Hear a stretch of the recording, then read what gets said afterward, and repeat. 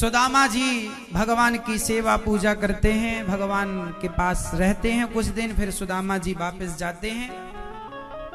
जब सुदामा जी चले तो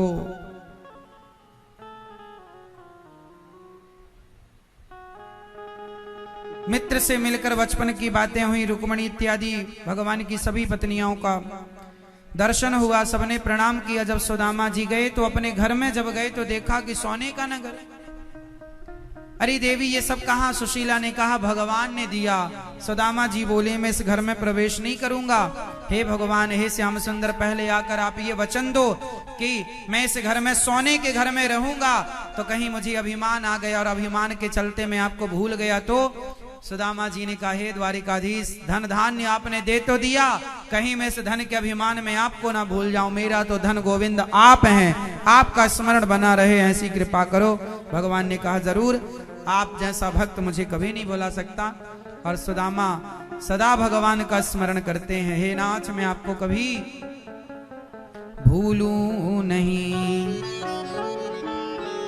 सुदामा जी बड़े आनंद से, उनको भगवान ने जवानी भी दी, जवानी सुशीला सुदामा जी दोनों जवान हो गए और बड़े प्रेम से उन्होंने संसार का सुख भोगते हुए भगवत प्राप्ति की।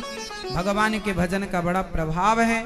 उसके बाद भगवान कुरुक्षेत्र में गए, गोपियों से मिले, गोपियों से वार्ता हुई, भगवान माँ यशोदा से मिले, नंद बाबा से मिले, वापस आते समय वृंदावन आए और राधा रानी से मिलते हुए भगवान यहाँ से आगे गए। माता देवकी ने कहा हमारे 6 पुत्र हमें कन्हैया लौटाओ। भगवान ने 6 पुत्र लौटाए माँ देवकी के। भृगु जी पर त्रिदेवों की कृपा हुई।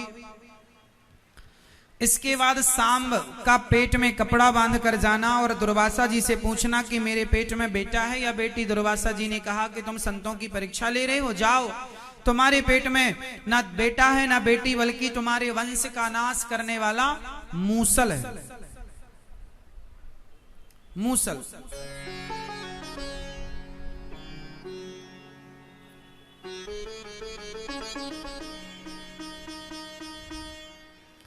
श्राप के कारण जब कपड़ा हटाकर देखा, उसे चूर्ण करके फेंका है। नव योगेश्वरों का संवाद, दत्तात्रेय जी के 24 गुरु, पृथ्वी वायु अग्नि आकाश। गुरु कितने होते हैं? शिक्षा गुरु तो बहुत हो सकते हैं, पर दीक्षा गुरु एक होना चाहिए। पृथ्वी को गुरु बनाया दत्तात्रेय जी ने और सीखा कि सहनशीलता कैसी होती है। पृथ्वी वायु अग्नि आकाश सबको गुरु बनाया, एक एक सीख ली। मतलब आप चाहें तो किसी से भी सीख सकते हैं, कुछ भी सीख सकते हैं, और ना चाहें तो कुछ नहीं। इसलिए सीखते रहो, इसलिए सीखते रहो।